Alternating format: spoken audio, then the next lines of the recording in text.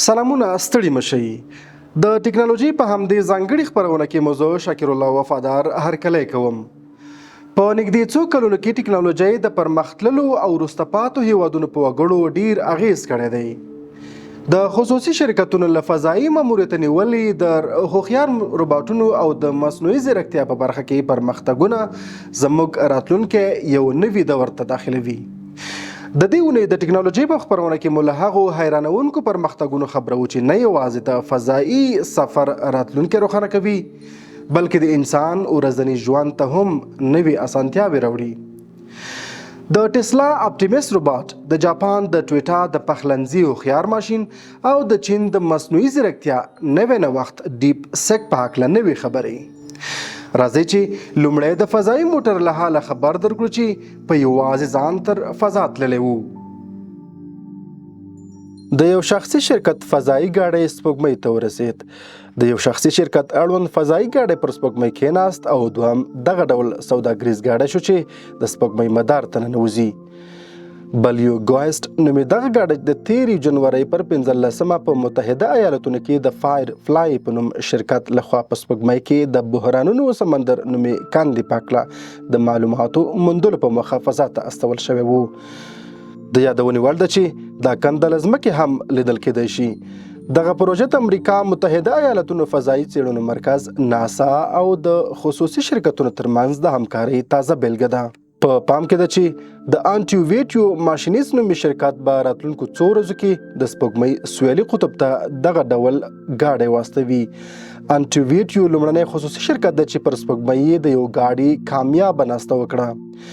د دې شرکت اوډیسیوس نومي ګاډی د تیر کال فبرورۍ پر 22مه سپوږمۍ ته ورسید، خو هغه ناسته د لږ وخت لپاره وه ځکه د دوی ګاډی د کېناستو پر مهال د یو ژور غالي ژۍ ته ورسید. د کېناستو غیر یوه برخه یې ماته شوه او واوښت. بلیو ګوهسټ بیا له تیرو 2 اونیو راهیسې د سپوږمۍ په مدار کې ګرځید او بالاخره یې ارامه ناسته وکړه. په بریالیتوب سره پر سپوږمۍ د دې ګاډي کېناستو وروسته په ټکزاس کې د فایر فلای ادارې مرکزي دفتر کارکوونکو خوښي څرګنده کړه او چک چک یې وکړي. د یادونې وړ ده چې یو بل امریکایي شرکت استروبوتیک ټکنالوژۍ بیا لومړنی خصوصي شرکت ده چې سپوږمۍ ته د رسېدو هڅه یې پیل کړه. دغه شرکت د 2024 کال په جنورۍ کې هڅه وکړه خو ګاډی ځکه سپوږمۍ ته ونه رسید ځکه د تیلو زیرمې ښایي سوری شوې وه او بیرته پر ځمکه راوغورځید.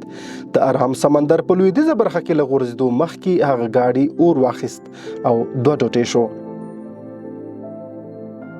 په جاپان کې هغه روباټ چې په پخلنځي کې د خوړو پخولو ټولې چارې تنظیموي.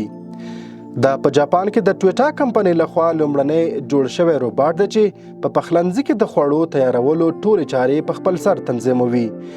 دا روباټ چې 2 لاسونه او د بدن 2 مهمه برخې لري په حیرانونکي ډول د هر ډول خوړو د تیارولو وړتیا لري. نوموړی روباټ 115 سانتي متر اوږدوالی او 200 کیلو وزن لري. که څه هم دا روباټ پښې نه لري خو بیا هم کولی شي چې د خوړو هر ډول مینو په اسانه او خوندي ډول چمتو کړي. په عین وخت کې د روباټ په 2 لاسونو کې یو ډول ماشینونه ځای پر ځای شوي چې د میده کولو توان لري. د روباټ په یوه بله برخه کې داسې سانسورونه ځای پر ځای شوي چې د دې وړتیا لري تر څو له مشتري څخه د خوړو په هکله پوښتنه وکړي.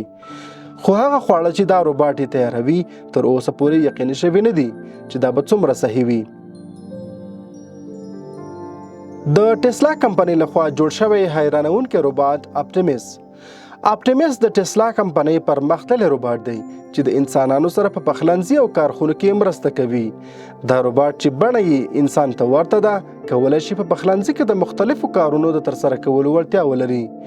تیر کال کله چې دا روباټ خلکو ته وښودل شو د خپلو اغیزمنو فعالیتونو له لارې یې ډیری خلک حیران کړل. د ټسلا کمپنۍ اجرایي رئیس ایلن ماسک ویلي چې اپټیمس به ډیر ژر د پرمختللو هیوادونو په رستورانټونو او پخلنځیو کې د اشپزانو مرستندویه شي. دا مهال د دې روباټ پر عصبي سیستم کار روان دی تر څو د مشتریانو غوښتنې واوري او د هغوی فرمایشونه عملي کړي. ماسک زیاته کړې چې اپټیمس یوازې د پخلنځي کارونو ته محدود نه دی بلکې دا کولی شي د کور ساتنه، د ماشومانو پالنه او ان د څارویو ساتنه هم وکړي. دا روباټ د 2024 کال په وروستیو کې مشتریانو لپاره نندارې ته وړاندې شو چې پکې لیدل کېدل روباټ د انسان په څیر ولاړ دی او په رستورانت کې عادي خدمتونه ترسره کوي. په وروستیو څرګندونو کې ایلن ماسک هیله څرګنده کړې چې د 2025 کال تر پایه به له 1000 څخه زیات اپټیمس روباټونه د کارخونو او پخلنځیو کارکوونکو سره اوږه په اوږه کار وکړي. د ډیپ سیک ټکنالوژي څه ده او ولې پرې ډیری هیوادونو خلک غږیږي؟ څه موده وړاندې چین د چات جی پی ټي سیال کاریال ډیپ سیک بازار ته وړاندې کړ چې د کاریال د ای آی صنعت کې پانګوال حیران کړل او د ټکنالوژي د ونډو بازار ته یې لوی ټکان ورکړ، ځکه چې دغه کار د دې لامل شو چې د امریکا د ونډو ارزښت په بازار کې نږدې $600 میلیارډ ته راټیټ کړي. دا د امریکا متحده ایالتونو په تاریخ کې د یو شرکت تر ټولو لوی ورځنی زیان دی. دا اپلیکیشن د جنوري پر 20 راووت او په ډیر چټکۍ سره د مصنوعي ځیرکتیا مینوال پر ځان ورمات کړل. همدا د چې اوس د ټکنالوژي د ټول صنعت او نړۍ پام ور اخوته دی. هغه چې ډیپ سیک دومره ځانګړی کوي د شرکت دا ادعا ده چې دغه ټکنالوژي د اوپن ای آی په څیر د دې صنعت د مخکښو ماډلونو د لګښت په یوه ډیره کوچنۍ برخه جوړه شوې، ځکه چې پرمختللي چیپونه پکې لږ کارېدلي دي. دا چې په لږه موده کې ډیپ سیک نړۍ دومره حیرانه کړه، نو ډیپ سیک ټکنالوژي چې د چات جی پی ټي سیال کاریال نومول شوی څه دی؟ په ساده اصطلاح ډیپ سیک د چات جی پی ټي په څیر د مصنوعي ځیرکتیا په مرسته چلیدونکی چټ باټ دی. دا یو وړیا اپلیکیشن دی چې له اپل سټور ډاونلوډ کیدای شي او کمپنۍ ورسره لیکلي چې ستاسو د پوښتنو ځوابولو او د ژوندانه د کار اسانتیا بډاینې لپاره جوړ شوی دی. دا وړیا اپلیکیشن دی چې د اپل سټور له پلورنځي څخه په وړیا ډول ډاونلوډیږي، چیرې چې ډیپ سیک وایي ستاسو پوښتنو ته د ځواب ویلو او په مؤثر توګه ستاسو د ژوند ښه کولو لپاره ډیزاین شوی. د ریپورټونو له مخې دغه چټ باټ په ریاضیاتو، کوډینګ او استدلال کې د اوپن ای آی ماډل په اندازه ځواکمن دی. ویل کېږي دا ټکنالوژي ارزانه هم ده. جوړونکي ادعا کوي چې یوازې $6 بلیون پرې لګښت راغلی. دا پیسې په امریکا کې د مصنوعي ځیرکتیا شرکتونو لخوا د لګول شویو $ملیاردونو په پرتله ډېرې کمې دي. دا لا روښانه نه ده چې دوی دا کار څنګه وکړ. د ریپورټونو له مخې د ډیپ سیک بنسټ ایښودونکي د انویډیا د ای آی سل چیپونو چې د 2022 کال له سپتمبر راهیسې چین ته پر صادراتو بندیز لګېدلی یو پلورنځي جوړ کړی دی. د ډیپ سیک لاسته راوړنې دا باور کمزوري کوي چې پراخه بودیجه او پرمختللي چیپونه د مصنوعي ځیرکتیا د پرمختګ یوازینۍ لاره ده. دا یو داسې لیدلوری و چې د لوړ فعالیت چیپونو د راتلونکي په تړاو یې ناڅرګندتیا رامنځته کړې وه. د ډیپ سیک ټکنالوژۍ جوړول د چین حکومت لپاره چې له لویدیځ څخه د خپلواکي ټکنالوژۍ د جوړولو په لټه کې دی یو لوی پرمختګ دی. د چین کمونیست ګوند لا په دې تړاو کومه تبصره نه ده کړې، خو دولتي رسنیو دا اشاره رسولې چې ډیپ سیک د امریکا د ونډو بازار په لړزولو سره د واشنګټن له سترګو خوب تختولی دی. هغه څه چې زموږ مشرانو پخوا د خوب و خیال په توګه بلل نن د ټکنالوژۍ په مرسته پر اختیا بدل شول.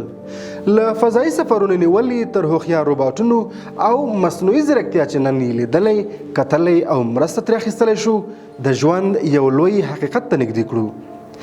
خو پوښتنه دا ده چې له نن څخه 50 کاله وروسته به نړۍ له ټکنالوژیکي پلوه له کوم پړاو تېره شوې وي او نړۍ به په کوم پړاو کې قرار ولري.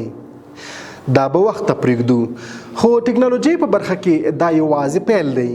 موږ به هڅه کوو چې نوي اختراعات او پرمختګونه یې له تاسو سره په همدې خپرونه کې شریک کړو.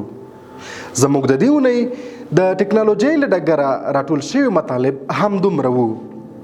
تر بلې اونۍ مو زه شاکر الله وفادار په لوی الله سپارم. هر چیرې چې اوسئ ښاد او آباد اوسئ.